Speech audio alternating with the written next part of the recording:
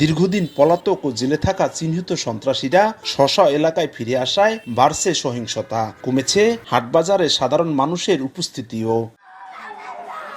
স্থানীয়রা জানায়, এলাকার আধিপত্য ও বালু ব্যবসা নিয়ে বিরোধ হয় মাদারীপুর সদর উপজেলার খোয়াজপুর ইউনিয়নের স্বেচ্ছাসেবক লীগের সাংগঠনিক সম্পাদক সাইফুল সর্দার ও প্রতিবেশী শাহজাহান খানের। এরই জেরে গত ৮ মার্চ সকালে মসজিদের ভেতর ঢুকে কুপিয়ে হত্যা করা হয় সাইফুল ও তার বড় ভাই আতাউর সর্দারকে। পরে হাসপাতালে চিকিৎসাধীন অবস্থায় মারা যায় সাইফুলের চাচাতো ভাই পলাশ ও প্রতিবেশী তাজেল হাওলাদার। লুটপাট করে পুড়িয়ে দেওয়া হয় নিহতদের ঘরবাড়ি।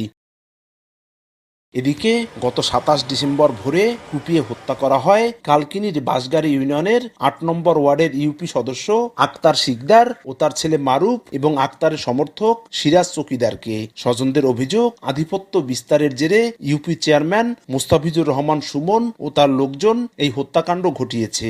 একের পর এক এমন সহিংসতায় আতঙ্কে বাসিন্দারা। মানুষজন চলাফেরা কথা না, আতঙ্কের উপর আছে মানুষ।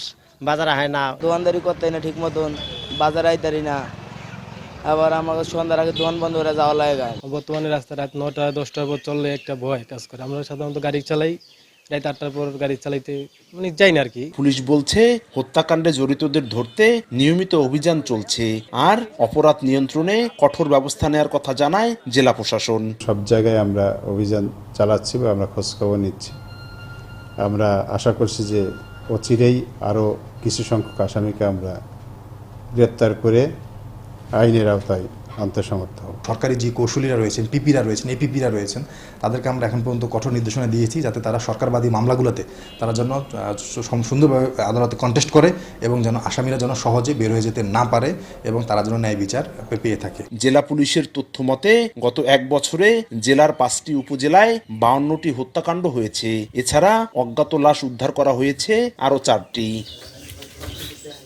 আধিপত্য বিস্তার নিয়ে একের পর এক হত্যাকাণ্ডের ঘটনা ঘটছে মাদারীপুরে। এসব ঘটনায় দায়ের করা হচ্ছে একাধিক মামলা। এসব মামলায় গ্রেপ্তার আতঙ্কে অনেকটা পুরুষশূন্য বিভিন্ন এলাকা। সঞ্জয় কর্মকার, অভিজিৎ, সময় সংবাদ, মাদারীপুর।